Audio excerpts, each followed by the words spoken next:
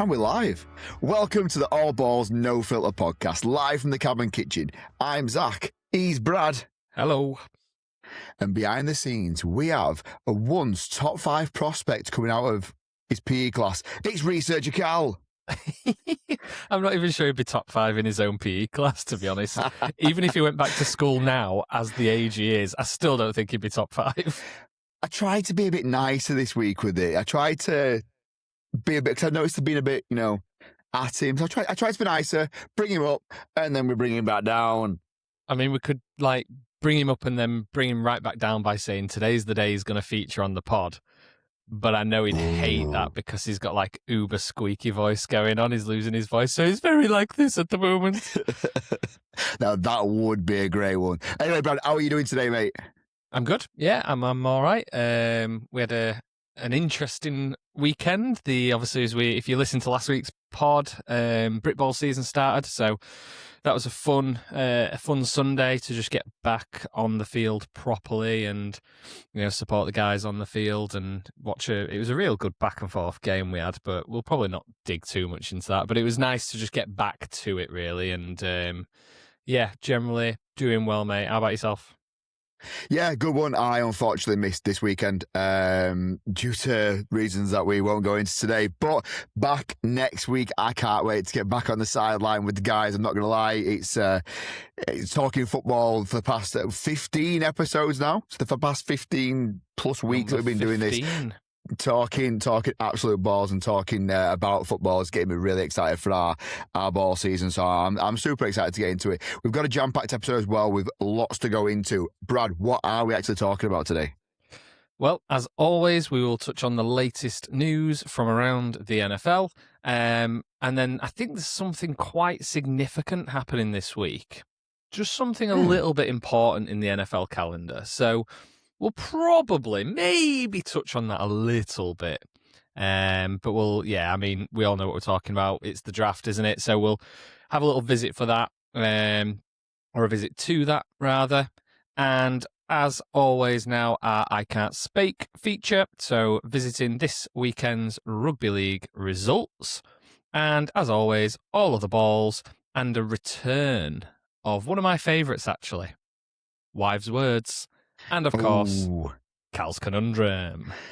Jam-packed show. I'm looking forward to a lot of it, to be fair. And like you say, draft week, or draft time coming up, so we're going to be talking a bit about that and getting stuck into that. But we're going to hit the news headlines first, and going off to begin with, we have that sexy Dexy has gone to the Midwest. That's right, he's moved. He's gone to Cincinnati for quite a substantial deal as well. We'll get stuck into that in just a second. As well, Brad, are you mystic? Because Anderson's got paid. It's almost as if you called it there, mate. Will Anderson has been paid after getting extended into his 5th year. He's now been paid. And, of course, researcher Carl's obviously going to put this into here. Brandon Aubrey becomes the best paid kicker in the NFL. We'll get stuck into them details as well. Now, Dexter Lawrence to the Cincinnati Bengals, 2026 first round pick. What do we think of this? Good deal, bad deal? Yeah, I think a good bit of business. Quite a surprising bit of business, actually. It's not common for the Bengals to make these sort of blockbuster trades. And I think it's a very good deal. Obviously, they've then extended him for 1 year. So I think, if I'm not mistaken, that gives them at least 3 years of Dexter Lawrence. It could be 4. I'm pretty sure it's 3. So I think solid bit of business. But yeah, really, really unusual for the Bengals. I actually heard it on the NFL Daily podcast. I was listening to that earlier today. And Greg Rosenthal, in fact, it wasn't even him, I don't think. I think it was Jordan Rodriguez, said it was in the late 80s, I think, that a top 10 pick was traded by the Bengals. Forgive me if I'm quoting that wrong, but if that's the case, that's like a massive, massive swap there, really. But I think it's worthwhile. Like Cincinnati, quite infamously, maybe if that's the right word, need defensive help. And it's, I think it's a solid bit of business. Dexter Lawrence gets out of New York Giants, which by all reporting that I've seen was kind of always the intention. It wasn't, after a couple of years of sort of negotiations, it wasn't really his intention to stick around and get a new contract. Apparently, he sort of turned down speaking to the Giants. His agent just handled it all. And he clearly just didn't want to be there anymore, did he? He didn't want to stick around for the new regime. So, yeah, solid for both sides, I think. And obviously, Giants get a good, solid, high-end first-round pick. But this puts them now, doesn't it? This puts them two really close high picks together in the first round, which normally we'll touch on the draft in a second and how important this could be for the team. I think it's a solid bit of business. We spoke about Dexter Lawrence a couple of weeks back, how he wanted to go out for a trade, and I kind of said, I think we actually named the episode about him, sling your up, pal. Like, I wouldn't have it. Get him gone. I think they've got an absolute steal here in terms of they've got a 2026 first round pick. Happy days with that. The Bengals, we spoke about the Bengals in the past as well, how they put a lot of money and trust in getting two stud receivers and a quarterback, but they had no one protecting him and they had nothing on the defense, so they weren't doing anything with it. And I think this is like that maturity now setting in, going, but we've got as weapons on the offense in terms of skill positions. Let's get someone on defense that can do some bits, and then we can look at potentially investing these first rounds into. Well, we'll see shortly, see what's available in the draft, and go from there. I think it's a solid bit of difference, a bit of business. I think it's great, it's smart on both sides. Will Anderson, Texans, signed 3 years, $150 million, and 134 of that is guaranteed. What a contract! That is great for a defensive end as well, where a lot of it would be on incentives in getting sacks and things. To guarantee 134 mil, guy's set. Yeah, and I think there's a little nugget to this as well. It's not just a new contract; it's actually it's an extension. So it's a 3-year extension. So they've actually got him for the next 4 to 5 years. He's an absolute corner piece of that team. So I think they've nailed it. They've locked it down. It gives him some nice average money across the contract, and I think everyone's happy in that scenario, that situation. It'll be interesting to see what happens with the quarterback contracts now. Obviously, that's the next thing, isn't it? But we know every year that the cap just goes up and up and up. So yeah, I think they can make it work when they're ready to make it work. I don't think it'll happen yet. I think that one's going to take a bit more time, and I think they want to see a bit more from him. But for Will Anderson, they've clearly seen enough, and I think it's the absolute right decision. Like you said, I called that one, and I said they should, and I think they will tie him up first, because I think he's probably a more vital player, showing, maybe not more vital, but he's definitely shown the consistency more so than the quarterback position. So I think, solid decision there by the Texans. That's it. I fully agree with you, mate. Fully agree. It's cornerstone to the defense now. Absolutely solid extension. It makes sense. Moving on now to a special teams master, Brandon Aubrey, 4 years, $28 million, $28 million guaranteed for a kicker. That is ludicrous money. It is great money, but he deserves it all. He's been absolutely phenomenal. He's been so consistent this past couple of years in particular.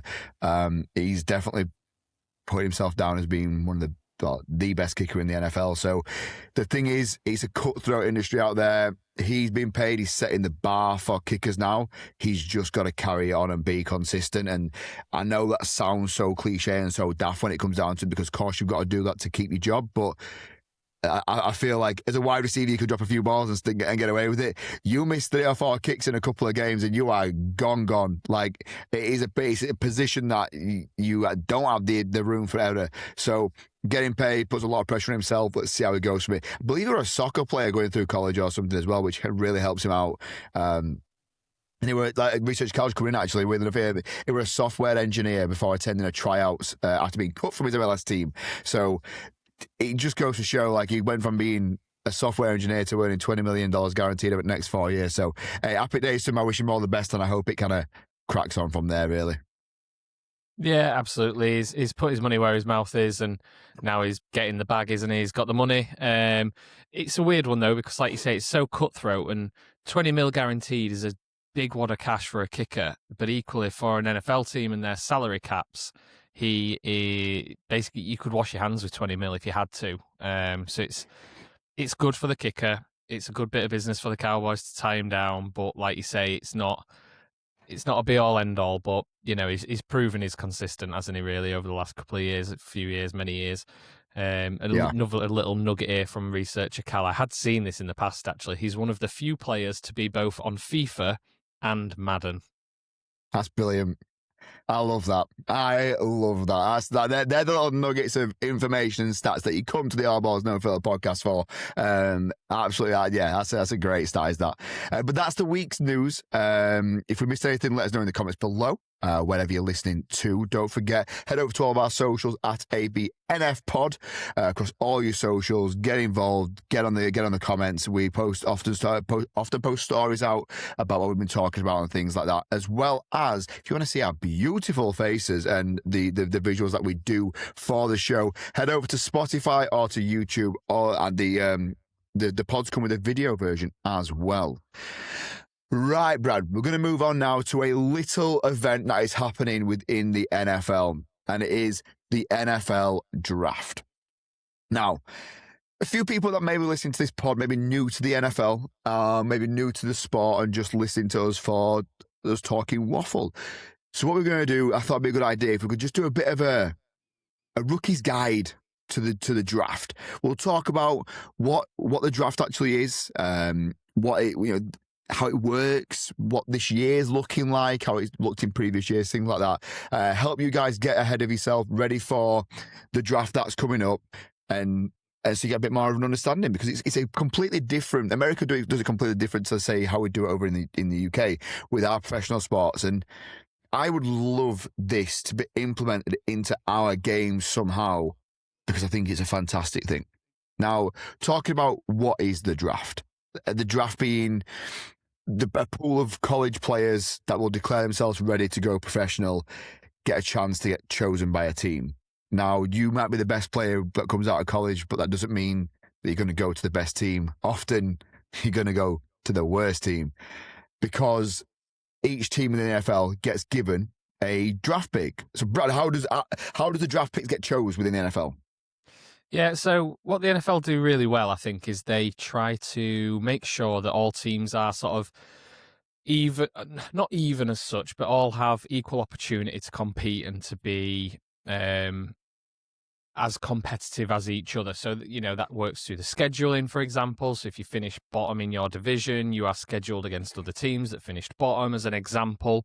But with the draft, essentially, if you are the best team in the NFL, so you win the Super Bowl, you go to the bottom of the rankings for picking. And if you are the worst team in the NFL, which this year just gone, was the Las Vegas Raiders, you will be picking first. So essentially you're going in reverse order. So the worst team gets the best chance to get the best players, or the first dibs of the best players that they want to get, and as is appropriate for your team. Yeah, so it can always come down to, but sorry, with that, you might get a player that goes to a team what doesn't suit that team, and just because of the best player within the draft doesn't mean they're going to suit that outfit. And it's shown with people like Baker Mayfield in the past, who went to a couple of teams before finding his home as such. But this year the Raiders have got the first pick. You can trade your draft picks as well, as we've seen with like the Dexter Lawrence trade. You could trade them for future within this draft and future drafts to move around to get a more ideal place to future plan yourself. American football, the NFL, is chess with contact, and you are playing not a week-to-week game. You're playing a month-to-month game. You're playing a season-to-season game. You kind of have your goals and your alignment set up for 2 or 3 years in advance in picking up the picks as and when you can do. So what we're going to look at is we're going to look at the top 10 prospects coming out of college this year, and me and Brad are going to give a really how can I word it? Me and Brad know absolutely jack about the draft, right? And we know what we see a little bit in the media, and we're going to just give our bold predictions as to where these players would suit. Now, if any of them come true, we're the guys, but I'm not optimistic. Basically, what you're saying is we don't know enough about the college game to do an actual mock draft, so we're just going to pick 10 names that we've probably heard quite a bit of. Hey, why beat around the bush about it? Exactly that, right? Exactly that. We're going to pick the top 10 names, see where they can end up and where they can go from there. The college game is something that I would love to invest more time into and know more of the players that are going into it. There's just so many. There's just so many good players, and there's so much. I think what's important to acknowledge here is, like, even in the States, where obviously this is the number one sport, like, they, even within, like, American football media, that media world, there are still, experts or media personalities who are at the top of the game who know nothing about the college game, that is purely NFL. And then vice versa, you've got your college experts, you've then got your draft experts, and like, you got your fantasy experts. So this isn't just us saying, yeah, we can't be bothered. It's genuinely a huge, huge business. And yeah, like, the number of college teams and the number of prospects is just unreal to, so full transparency, that's where we're at. But it's not laziness, it's honesty and openness. That's it. Right. Let's get stuck into the top 10 draft picks for this year, right? And they're on screen now, so again, if you are watching this, you better see them. We will try and read them all out and go through from there. I'm just going to read through the names now, and then we'll go back through. So we've got Fernando Mendoza, who's a quarterback out of Indiana; Jeremiah Love, a running back out of Notre Dame; Ruben Bain Jr., a defensive end out of Miami; Francis Moigi? Is it Moagai? That one, offensive tackle out of Miami. David Bailey, defensive end out of Texas Tech. We've got Arvell Reese, linebacker out of Ohio State. Jamod McCoy, cornerback out of Tennessee. Mansour Delane, cornerback out of LSU. Sonny Styles, what a name, linebacker out of Ohio State. And Caleb Downs, a safety out of Ohio State. First net strikes out to me, a lot of Ohio State names in there for the top 10 prospects from there. Let's kind of look at team-wise. I mean, look, if we put Fernando Mendoza anywhere other than the Raiders, I think we're a bit daft, because it's pretty much given, if you ask me, that he's going there. He's not worked out pretty much anywhere else other than for the Raiders. It's the most obvious pick. Yeah, in the world. I don't think I've seen a single mock draft out there that doesn't have Mendoza going to the Raiders. I think it's written in the stars, isn't it? It's happening. That's it. So I think with this, we'll be safe. We'll put Mendoza over to the Raiders to begin with. We're going to move on to Jeremiah Love, a running back out of Notre Dame. Now, he's projected to the top 5. He's got some good traits. He's explosive. He's a home run. Like, he loves that rundown. He's not a grinder back. He has that speed as such, and he was kind of projected one of the most dangerous playmakers in college football last year. Who do we see that needs that running back help? I think there's two potentials for me here. I think he's going either 4th or 5th. Okay. And I think that potentially then flips itself with Sonny Styles. So I think you've got either Jeremiah Love going to the Tennessee Titans at 4 or the Giants at 5. And then I would potentially slot Sonny Styles into the other way around. So, if Love goes 4th, Styles is going 5th. If Styles goes 4th, Love's going 5th. That's the way I see it. I know some people think, well, the Giants got Scatterboo and he was a big name for the few games that he played and before he got injured. But I think Jeremiah Love is arguably seen as one of, if not the top prospect, I think, in this draft. From what I've read and seen, he's definitely up there. Depending on how you look and who you believe, but he's a stud, isn't he? As far as my knowledge goes, he's seen as that. They call them blue chip players. So when we're talking blue chip, we're talking like your top end of that position when they're in the NFL. So I think at a position like running back, it doesn't hurt to have him there, regardless of having Scatterboo. Put him in your 3rd downs and let him smash his head to bits like he's showing he's doing in year 1, and Jeremiah Love can do all the other work. I somewhat agree with you. I'm not going to lie to you. I had him down at Titans to help out with that, working well with a young QB. Going into his second year, I think having a solid run in backfield would be good. You saying going to the Giants makes a lot of sense to me. Well, I say it makes a lot of sense. I think Cam Scatterboo, one of them like one and done seasons. I think he had a great year in terms of running to begin with. Does he continue it after his injury? Don't necessarily see so. I think he's just going to get hit hard. Hopefully it's not in his head. Jeremiah Love goes there. He's the obvious number one backer in my opinion. But I would go. My odds would go with Titans more than anything else. So where do you lie with that? Are you happy to go with Titans with me, or are you happy to go? Yeah, I think if I had to put money on it, I'd go Titans. I think it's a perfect draft to support Cam Ward. Get a good running back who can do it, and that just takes off the pressure a little bit. So I think, if I had to put money on it between the Titans and Giants, I'd probably go Titans. So I'm happy with that. Titans at 4 for Jeremiah Love. Sweet. Moving on now to Ruben Bain Jr., edge rusher out of Miami. Again, another high prospect coming out of college football. Believe he was one of the most disruptive edge rushers within college football last year. Again, don't quote me on that. It's just from what I've read online. I've been doing a little bit of research that I could do. Where does he go? Top 10 pick, you'd say. He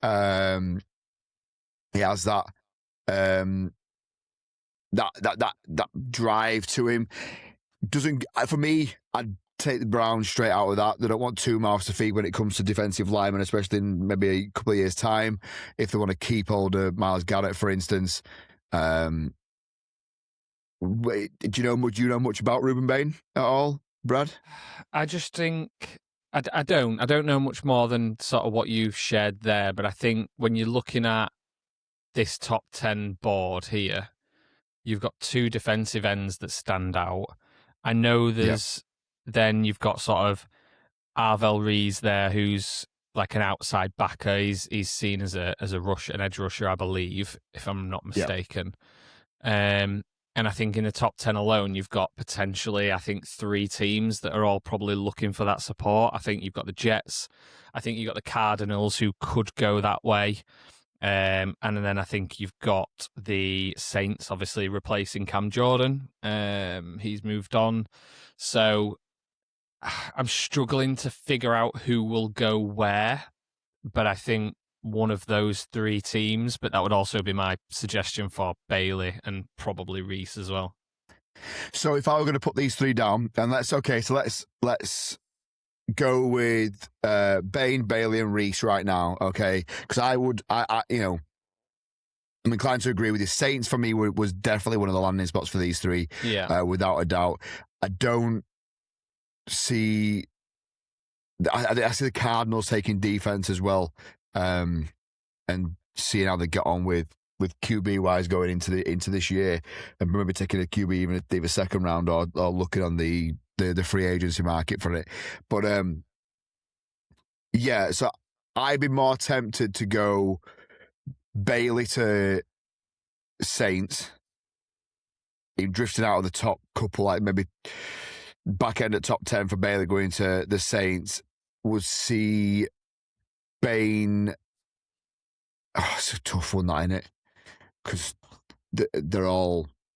It's just so hard to predict what a team sort of sees and thinks in a guy, and obviously they get more access to them than we do and what the media do generally. But it's just a difficult one to kind of know where they're going for. Like, I think the general consensus that I've seen is that Bailey and Reese are probably your top 2 out of those 3, or more likely to go higher. So I'd be tempted to put Bain at Saints, maybe, if we had to pick between those 3. Yeah, Bain at Saints, Bailey at Cardinals, and Reese at. Do they go Jets though, or what? What we're saying? I think Jets are going defensive player, probably an end of some sort. I think it's got to be one of those. I can't see him going for Sonny Styles. Cardinals could be a curveball for him, but I don't think so. I think they're probably going to go for edge rusher. Maybe so, yeah. I think my gut would be Baines, Saints, Bailey, Jets, Reese, Cardinals. Right, lock it in. We'll go with that. Lock it in. We'll have them down there. We're going to look at the offensive tackle at Francis Mawigi? Francis, right, is what his name is. Looking from there. Now, for me, I'd be looking here at the Browns. I think the Browns could look at strengthening that offensive line a little bit to kind of protect Sanders going in next year. Just a bit of help there. Get a top 10 draft pick. Get a solid stud of a name. I mean, look at Will Campbell from last year. Came out. He played good. Not amazing, but played good for his first year as a, if you're an offensive lineman, you're going in the top 10, you are a good offensive lineman. So I see the Browns looking at that for me. You got anything on from you? I think Browns is a good shout. I think you could potentially look a little bit further down the draft than maybe Kansas City Chiefs, perhaps. I mean, I don't think he'll drop this far, but I'd love my Dolphins to get him. Boost those trenches a little bit. I think there's a lot of talk from what I've seen of, obviously he's a tackle, he's right tackle, but the likelihood is he'll go somewhere, probably move inside for the first year or two as a guard, and then look potentially shift over that way. But I don't think Browns is a bad shout. Browns or Chiefs, maybe, for me. Yeah. I'm gonna lock Browns in. I think we go there to keep them safe. The pressure on the Chiefs, I don't recall the pressure on the Chiefs being too bad last year.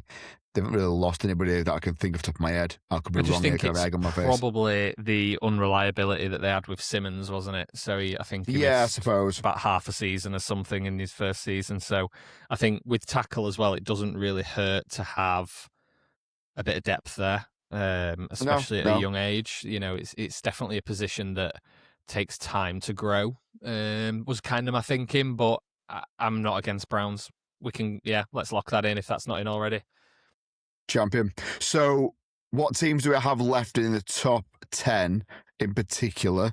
We have 4 players left that within our top 10 recommendations. Do we see any of them dropping out of the top 10? We've got 2 cornerbacks, a safety, and a linebacker. So we're looking here in particular of teams that are getting beat deep more than anything else. So I think, as I say, I think Sonny Styles we lock in to Giants is my gut. Reese we've already popped in somewhere, haven't we? And then, so 2 cornerbacks and a safety. I don't see all 3 of these top 10. No. Particularly probably not Caleb Downs. Maybe he could maybe stay in there. See, do the Giants take him at 10? See, I was thinking more the Jets going down at 16 because Jets have got 2 first-round picks, right? And I said that. So have the Giants. The Jets if he drops down that far, I think the Jets pick up some extra defensive help at 16. But do we see one of? Again, I'm gonna sound really not dumb, but like one of the 2 cornerbacks. I couldn't tell you which one in particular. Maybe that Mansour Delane. I think he was projected at a lower end first round. He could potentially go down to the Jets at 16. Like you say, Sonny Styles could go to the Giants at 10 or at 5. At 10 maybe. Then they could pick somebody up at 5, a bit more of a studded name.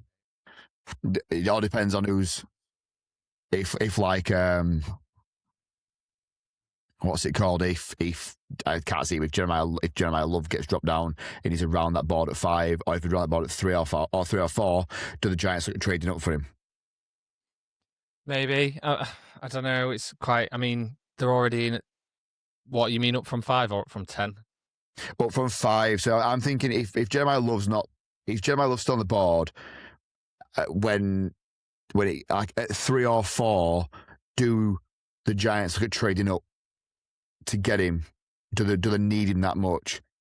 I think if they're going to trade up there, they're going to lose potentially the 5th and the 10th to move up. But when you're that high up in the draft, you've got to be big. I just don't think for a team like Giants that need position, like they need a lot of players in different positions, I just think I'd be stupid to do that. Like, I think there's enough.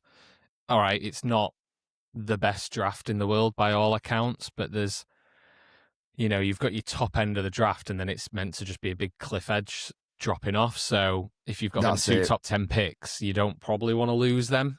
I don't know. I'd take Delane maybe at Miami. I'd take him just outside the top 10, but again, I think he could go higher.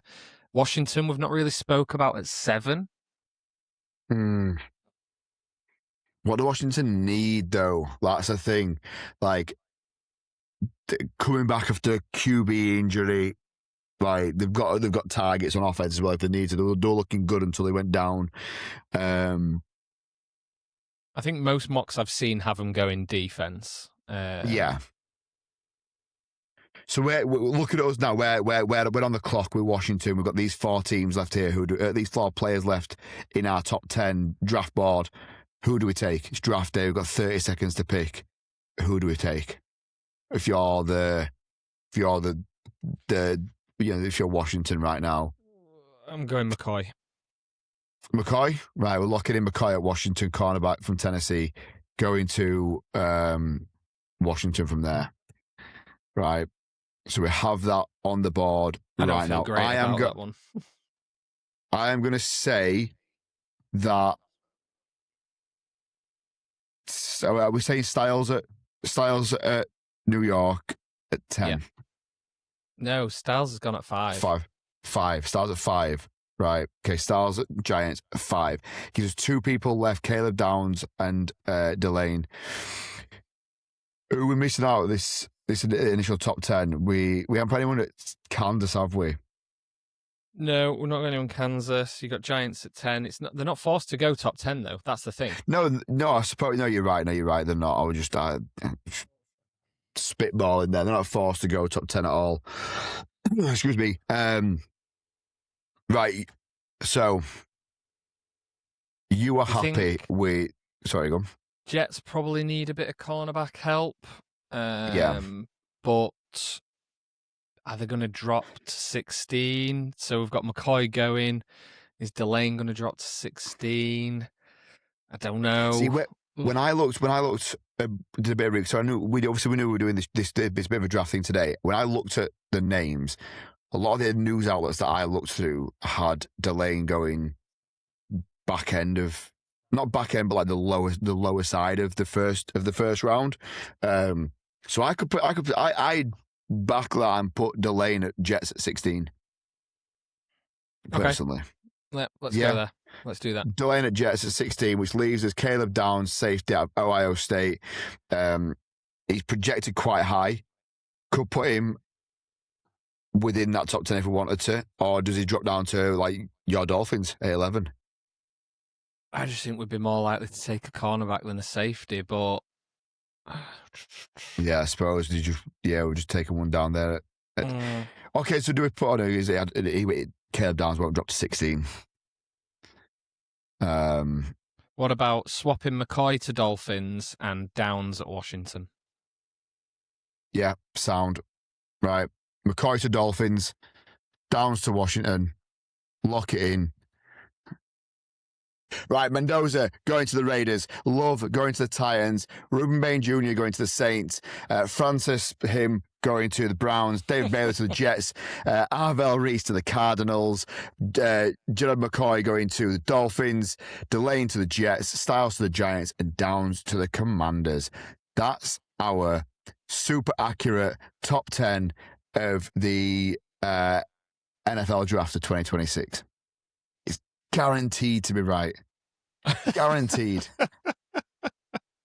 Great content, everybody. Great content. Hey, and if you want to know more about drafting and how good we are, as you can see at drafting, do you know what else you can draft in, Brad? A fantasy football league. Speaking of which, right, I think it'd be great for us going forward to try and maybe set a little fantasy football league up, right? And it'd be nice to do an all balls, no filter one. And if there's anybody listening now that would like to get involved, drop us a comment on one of our socials or on the video, or even just drop us in a DM so we can kind of gauge the interest. Still a bit of a redraft league, see where we go from, and maybe take it on future down the line, convert it into a dynasty or something. But it'd be nice to kind of get just a bit of fun to start off with. See if you can come and beat the super accurate draft gods of Brad and Zach within the NFL draft. So yeah, it'd be cool to kind of get in. Do you not think it'd be nice to get in, mate? I do, yeah. So hashtag play with balls if you want to join our fantasy league. So hashtag play with balls. That's what we want to see. And we'll get you into play with our balls. Yes. I love it. I'm looking forward to it. I love it. I can't wait to go on my X feed and search hashtag play with balls. All sorts is going to come up. Just right quickly, I'm going to just retouch on the draft because Research Cal was, bless him, was doing some really good work for us while we were talking about this. I want to talk about money for these rookies and what they're going to be doing and what they're going to be getting paid and the differences between college and NFL, because some players decide to stay in college for an extra year purely because of money and fame and all that jazz.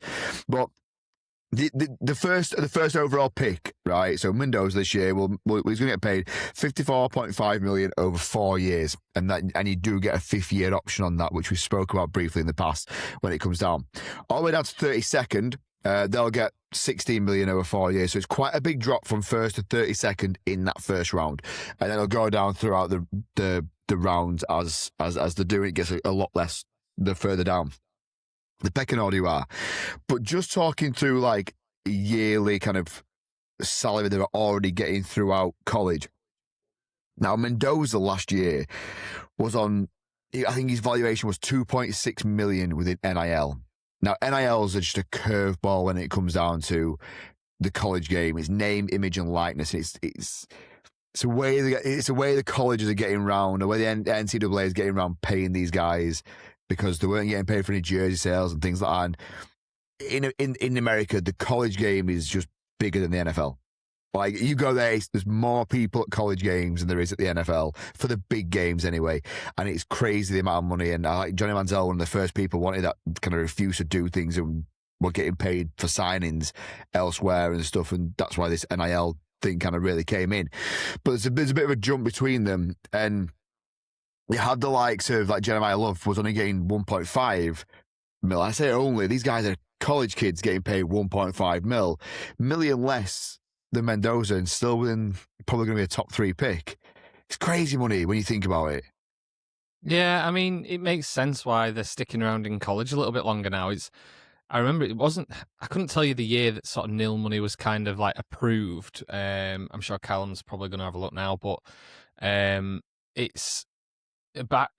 it's always been there. Money's always been there. It's just always been done through backdoor channels, and obviously on top of that, you've got like sponsorships and things like that. So it's always been a bit of a minefield, but now it's just they've kind of got more openness around it, really, I think, and more authenticity around it. So yeah, nil started in 2021. Thank you, researcher Cal, and a nice little nugget as well. So Reggie Bush, if you didn't know, was stripped of his Heisman due to USC gifting him and his family while at school there. So basically being paid, or if you like, but it was a gift. So yeah, he was actually stripped of that, which is a shame, really, because it's kind of not his fault, is it? Like, that's USC doing the dodgy stuff. It's not Reggie Bush. He's just been given some money. But you hear about it in all sports, like ways around salary caps and things, like in rugby league, which we're going to get to. Like, I've heard various stories of like your top end player, their wives are working in the shop and getting paid like $100,000 to work in a little retail shop. It's balmy. The biggest story with that was the Rangi Chase one from years and years and years ago. I think he was on like $20,000 a year playing for a rugby team, and his wife was on literal $170,000 a year working in the souvenir shop. So yeah, it is in everyone. And do you know what? It's a grey area, really, because like these are still kids and they are technically at school to learn and to do college, like to be at college, but like it's crazy how big the sport and the game's got now, where they're having to look at, and they're getting paid silly money. And I think the thing with like the nil money is that, you know, you've got like, look at the, like, you've got college football games like Madden out, haven't you, and stuff, and like your colleges and EA and whoever are making millions off of these licensing deals, whereas the kids who's actually, well, it's me who's a great player and it's my name you're using, it's my image you're using, and I'm not getting a penny for it. So I think it's right. I think it's justified. The money's crazy, but I think it's absolutely right that they should be getting paid for that. 100%. And yeah, it all comes down to that. And it's, you might as well keep it out in the open rather than behind closed doors, because that's when it gets really, really grey. And meeting in the reports, like meeting in motel rooms to sort out deals and stuff, backhand deal. It's crazy, man. It's crazy, the college game. But yeah, there's a little bit of information when it comes down to the pain when it comes to college and things like that. Right. Speaking of rugby league, we've spoke about the draft. We've gone into depth in our knowledge on the draft. It is now time to talk all things rugby league. I can't speak. Get him off, ref. It's here. Right. Rugby league from the weekend just gone. Good old weekend. Very good all weekend, and we're going to get into why it was an extremely good all weekend very, very soon. Let's touch on a couple of these scores, though. Saints beating Hull FC 24-14. Not a surprising result for me. I think just it's one of them. I just looked at it, didn't think anything of it. I'm not going to lie. Didn't watch the game, but not a surprising result at all. Hull getting into that bit of a rut through start of the season. It's one of them. We've got then looking into Hull KR Toulouse 46-0. The bandwagons well and truly come off. The trains off the tracks. The Toulouse are not looking good. They started out so strong, and I think within our first couple of I Can't Speyk segments, I would tipping Toulouse to do good things with our good luck. And these past few weeks, I keep saying week in, week out, they do not look good anymore. Losing 46-0 to Hull KR. Don't get me wrong, Hull KR are now finding form again after the start of the season they've had, but still to be nilled is never a good sign within rugby league. And especially getting nilled by 46. Starting to show men from boys, really, in it with that one. Moving on to Leeds and Huddersfield, 56-22. Again, Leeds are definitely finding form. That is left-hand wing. He's looking insane. He's definitely Man of Steel candidate at this moment in time. Looking unbelievable. Within them top three games there, but anything, did you see any of the games? Have you got anything to say regarding them three scorelines?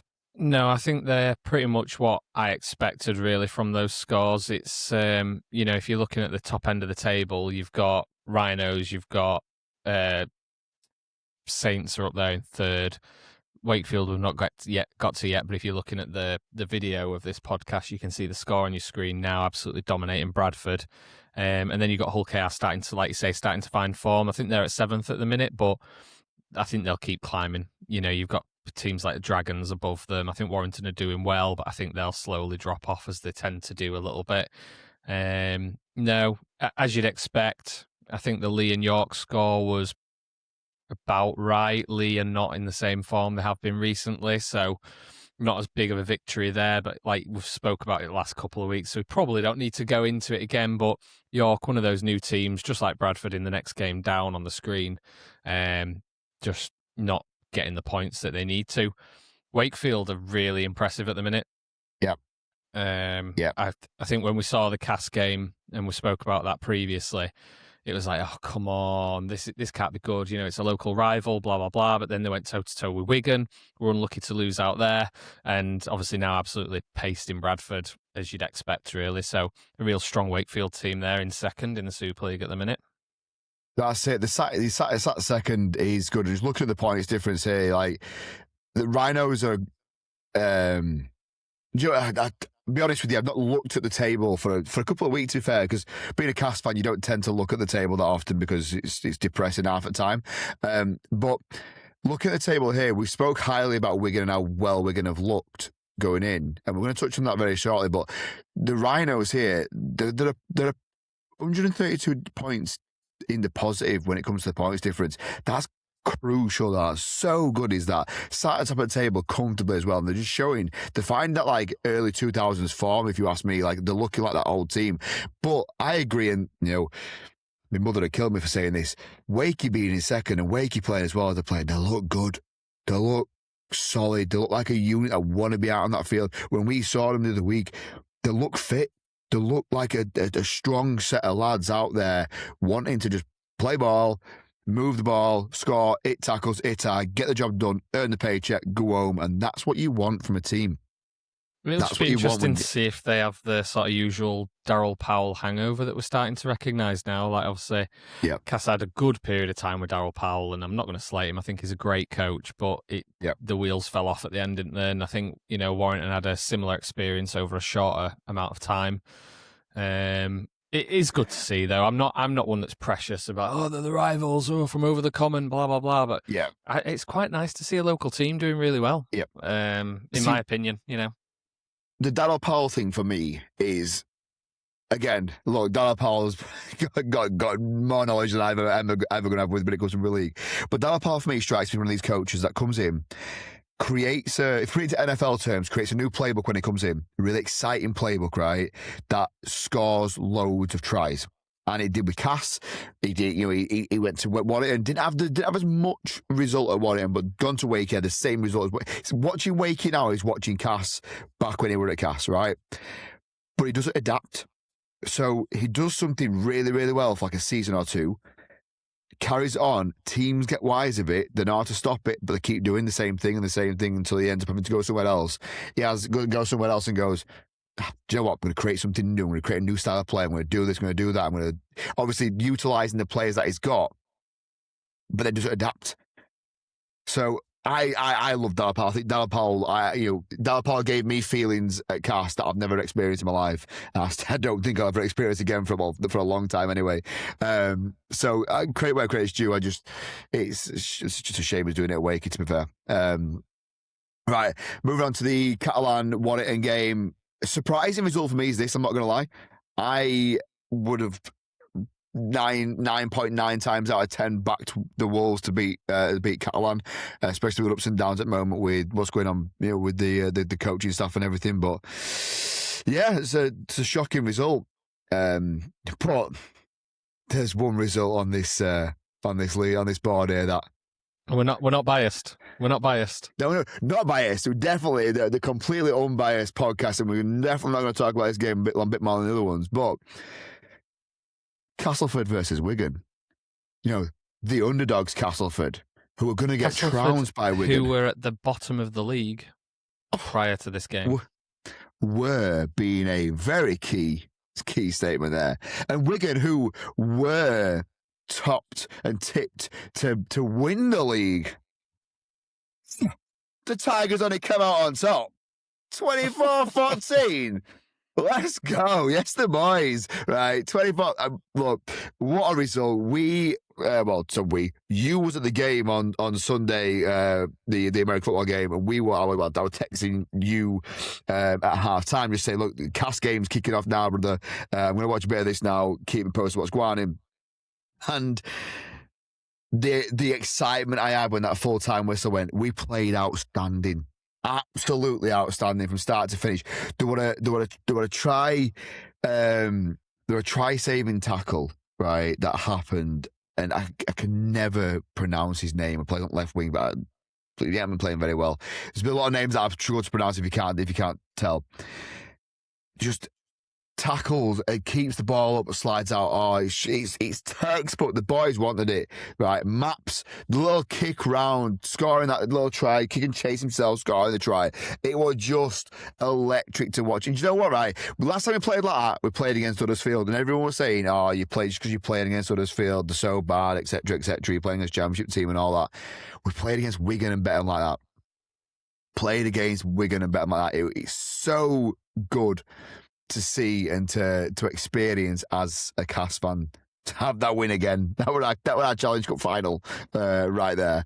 But have you managed to watch any of the highlights or anything? You seen anything online about it? Yeah, I've caught the highlights. Yeah, I watched, obviously. So we had an early kickoff on Sunday, so as the game was sort of finishing about 3:15, obviously the Cast game had already started, etc. But yeah, sort of caught the highlights yesterday. Just caught up on that. I thought it was just a solid all-team performance. Papalanga had an absolute ball of a game. He is a signing and a half. Yeah, we just need to lock him up. Yeah.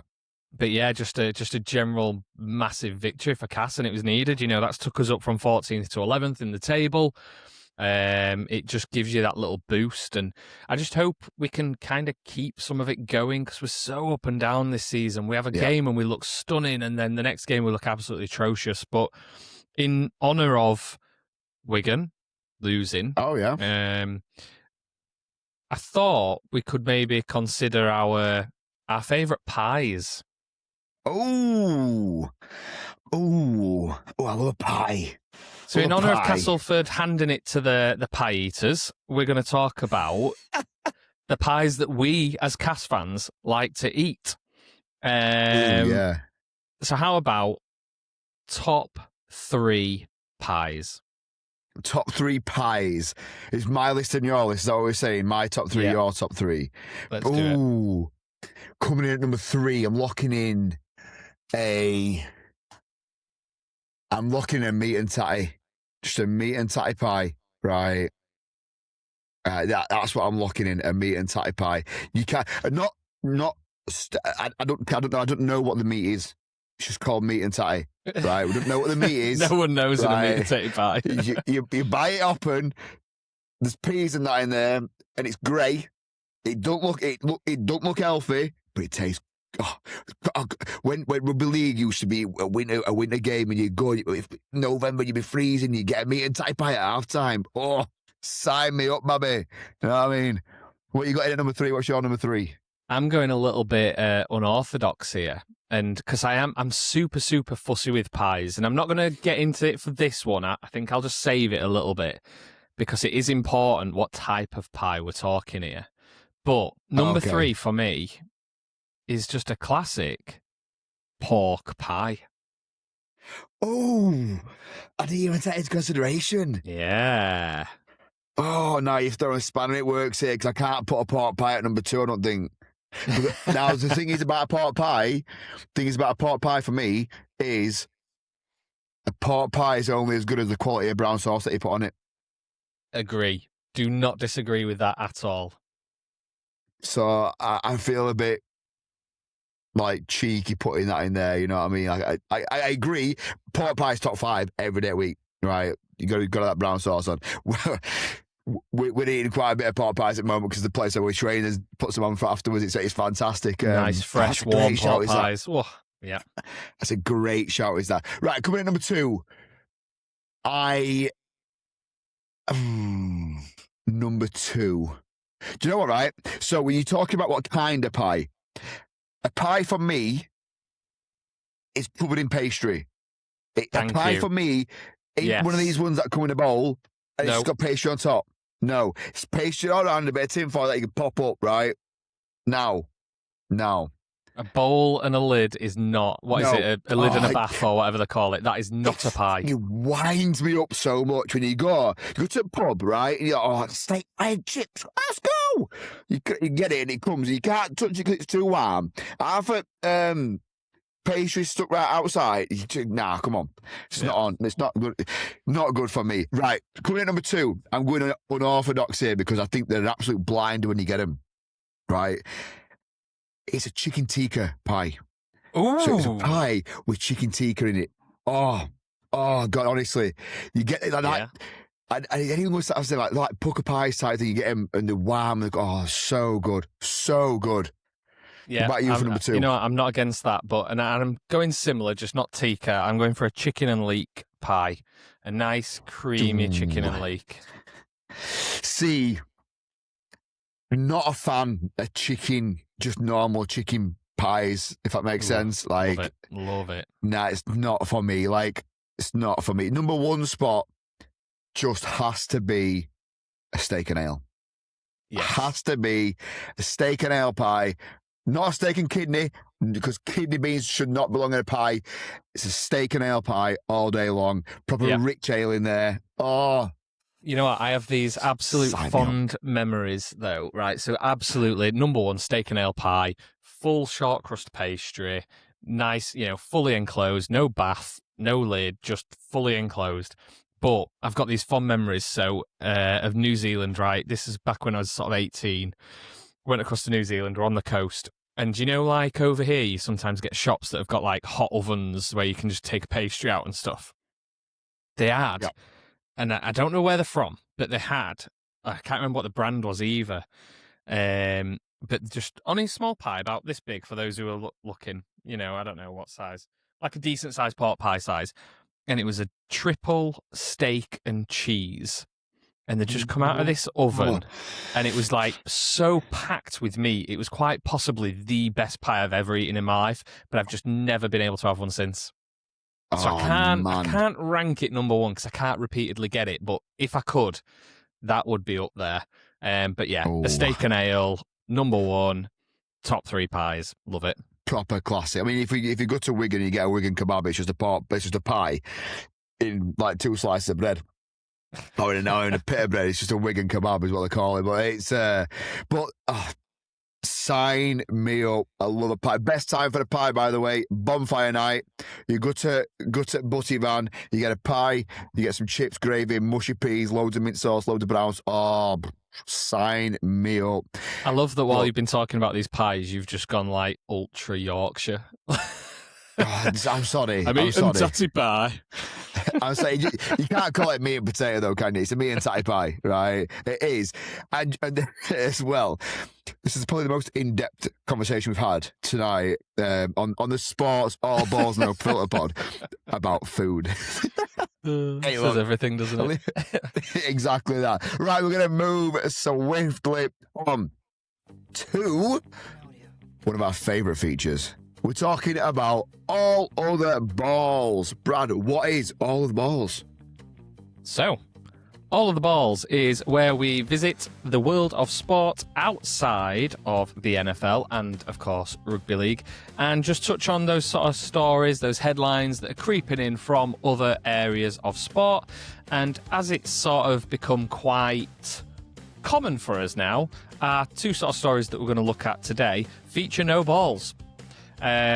So, first story, the Tour de France. The Tour de France today has announced that the 2027 men's race will start in Edinburgh. So it's coming back to the UK and starting in Edinburgh with stage 2 starting in Keswick and ending in Liverpool before stage 3 starting in Welshpool and finishing in Cardiff. So quite a nice little trek there. And then I think following on from the success of the Tour de France a good few years ago when it featured good old Yorkshire, the women's race is planned to start in Leeds before finishing stage 1 in Manchester and then stage 2 being Manchester to Sheffield. Did you see any of the Tour de France when it came through Yorkshire? No. I honest to God, it baffles me it's called Tour de France. I'm going to sound so ignorant and so naive about this. Why is it called the Tour de France going through Yorkshire? There's a little yellow bike on a roof near my house, right, that we'll put there for when the... Why? I apologise if you're a cyclist listening to this. Why? The vast majority of the tour is in France. They're just opening it up, like starting different places now and then, and sort of. It's probably just commercial marketing side of stuff more than anything. But it was electric though. Like where I used to work sort of northwest Leeds, really avid sort of area for cycling, and it went through there, and they got absolutely mad for it. Like those yellow bikes were just everywhere, absolutely everywhere. It was a great atmosphere. Like it was genuinely buzzing. Research Cal was 11 years old when he saw it. Get out. But yeah, no. So yeah, nice. It's coming back to the UK. Big race, obviously, probably the biggest race in cycling. Humour me. It's going to start in. Where do you say it's starting? In Scotland. Yeah. Right, it's coming down to Yorkshire. Is it then sending it down to Dover and going across pond? Is that how it works? No, so the men's isn't coming to Yorkshire. The men's going down the west. Is it going all the way down, or like does it just go a few cities and then they go back to France? Mate, have you seen how far they cycle? The first stage is cycling from Edinburgh. Sorry, second stage cycling from Keswick in the lakes down to Liverpool, and then like it's just mad. Some of the distances they cycle is unreal. I get that. But from Liverpool, will they end up at bottom of England and go across to France that way? They won't cycle the whole way. No, they'll stick the bikes on a trailer and then they'll jump over that way. What a con! What a con! Does a Formula One race from Australia to Abu Dhabi? I don't start Bahrain in chuffing Silverstone, do I? You know what I mean? What con? Call it Tony Yoda or something. Like, hey, look, right, it is what it is. Great, well done. I'm glad they're really fit and doing what they need to do. If it fixes potholes on roads, happy days. Let them crack on with doing it. Okay, so moving on to our second story, which is much more realistic in its nature. This weekend saw the grandest stage of them all, WrestleMania in the WWE. Come on, Zach, give us your take on this. Right. Hey, look, I am all for wrestling, right? Wrestling is fantastic. I feel like wrestling is up and to the right now. Like, it took a bit of a lull, didn't it? After the Attitude Era and all that stuff, it took a bit of a dive. It kind of went flat, then COVID happened and there were wrestling with no fans. It was rubbish and all that jazz. I'm not going to stand there and say that I'm a massive wrestling fan. I try to watch the bits when I can do. But I feel it's more getting into that peak again, and I think it's because they're just turning it into more of a show, and the kind of, in the Attitude Era they really tried to sell, it's real, whereas now they kind of just thought like they're getting celebrities involved with it to kind of increase that, and talking celebrities. Mr. Pat McAfee himself was involved with this. He was involved with a build-up, that bit of a crossover in there.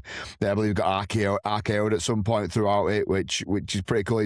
I've seen on his socials, he's still wearing a neck brace to kind of carry on that rouge as to what's been going on. It's great to see. But one of the biggest talking points from WrestleMania was Brock Lesnar retiring. Oh, has he? Not unconfirmed yet, but he put his gloves in the middle of the ring, and I saw something on X about this where he did like a cross sign with his arms to Paul Heyman, which is like a unwritten, it's like a code sign. Isn't it?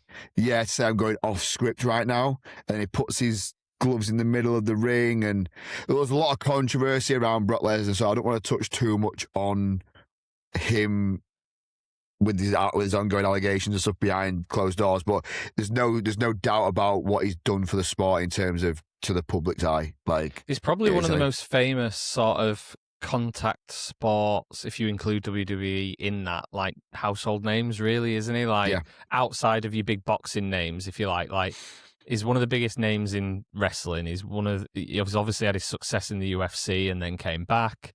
And like the sort of what he's done for the sport, he's quite well known in the business for, the term is like putting over other wrestlers, which is basically like giving the next generation or the next name like a leg up, if you like. So, God, I can't remember the guy's name that he wrestled this weekend. Is it Obafemi or something, isn't it? Like, he's an absolute animal, an absolute beast. And he's like the next Brock Lesnar. So when Brock Lesnar came onto the scene, he's just this huge beast who just tore people apart.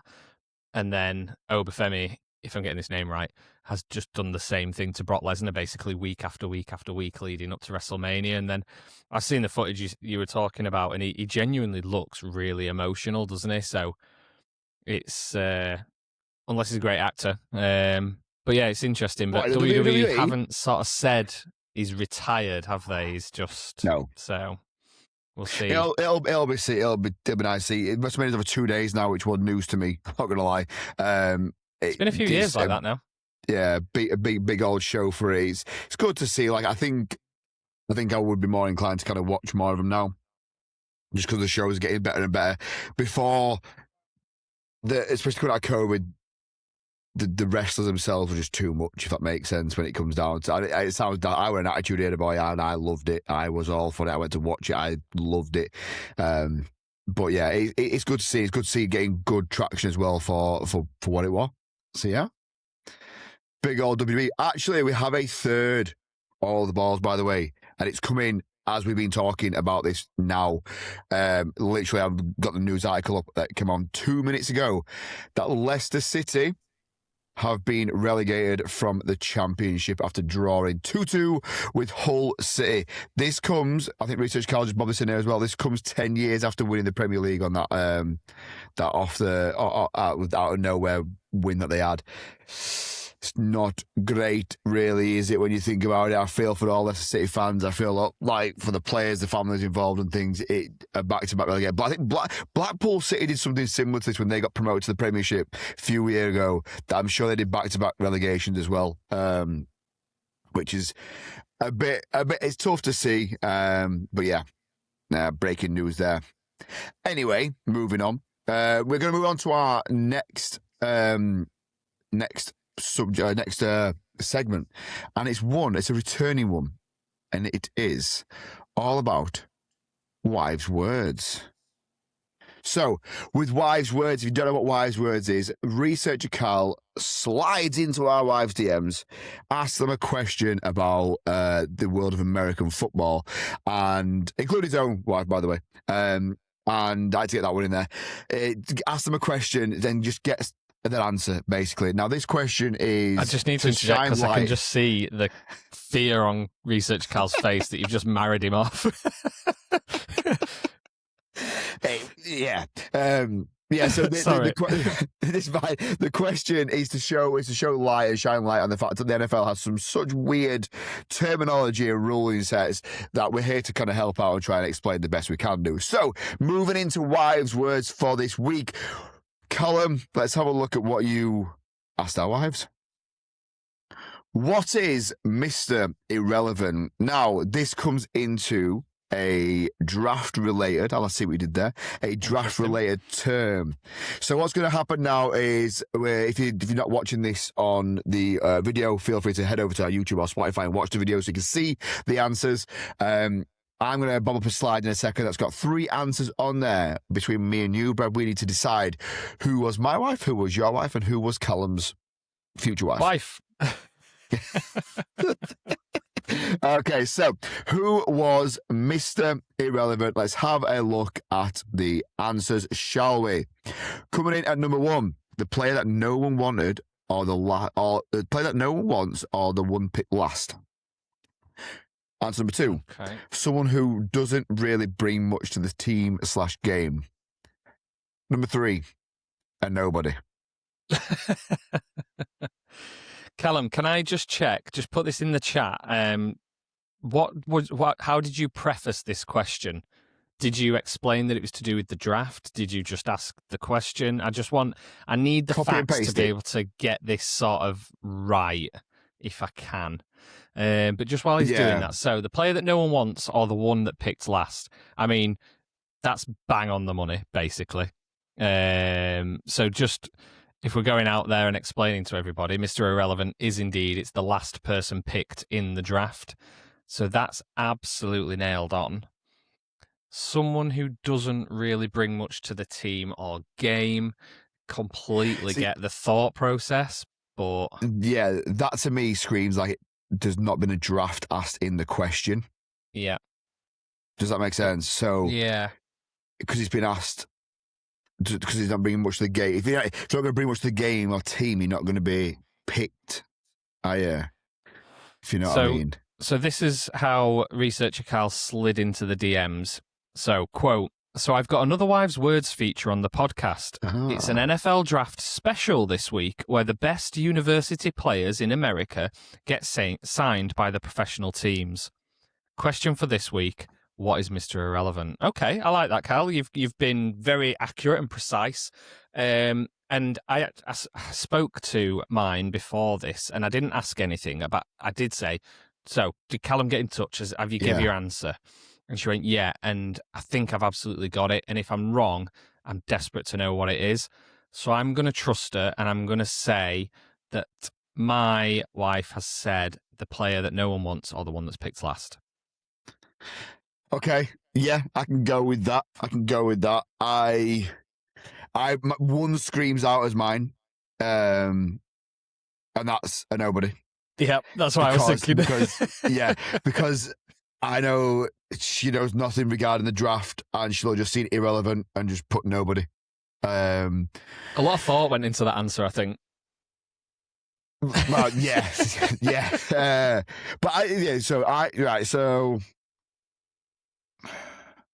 And Cal, can you get these answers ready, typed up to go? So we're quick on this one. No, do you know what? I'm going to flip it. I'm going to say yours was someone who doesn't bring much to the team. Carl's was the one that picked last, because I think Carl would have mentioned this with how statty he is at some point. That's a fair point. And mine's a nobody. That's mine locked in.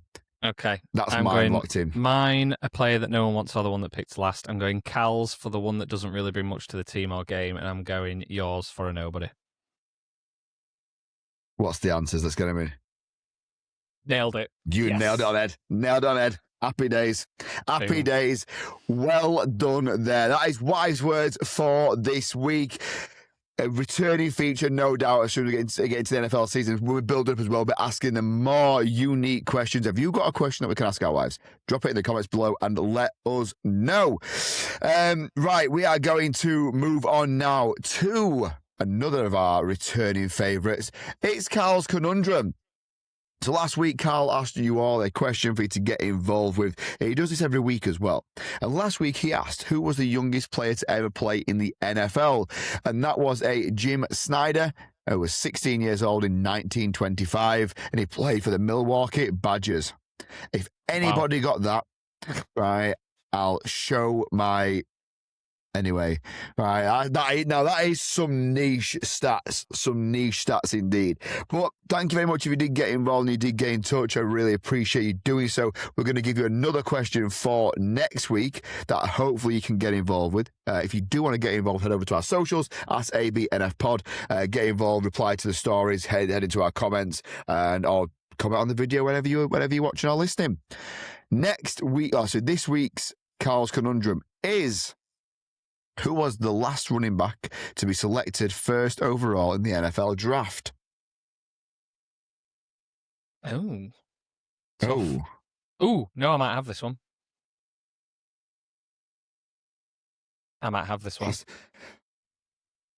Is this recent, Carl? Is it? I think this is within the last 7 or 8 20? years. No, last 20. Last 20? Yeah. I could be completely wrong with this one, actually. I thought I had it. I'm now doubting myself. But... Okay, so who was the last running back to be selected first overall in the NFL draft? If you've got an idea, let us know in the comments below. And let us know who you think should be chose first in the draft. I mean... not first, go second. We all know who's getting drafted first. Who's getting drafted second in the NFL draft coming up? Let us know. That's the show. We're done. Brad, anything you'd like to say before we fly off? Most importantly, I'm interested in what your top 3 pies are. So you got a lot to share with us. Oh. So draft thoughts, top 3 pies, Cal's Conundrum, at ABNF Pod, please. And don't forget to tell your friends, hit subscribe, all that malarkey. But no, we will be back next week post-draft, where we will have a little bit more insight and sort of, well, a lot to talk about, I would assume. So looking forward to that already. Indeed we are. Right, thank you very much, Brad. Thank you very much, Research Cal. Thank you very much, listeners and watchers out there. Really appreciate you. Hit subscribe, hit like, hit share, all that jazz. Tell your mum, tell your mates, tell everybody else. Right, we're off. Peace. Laters.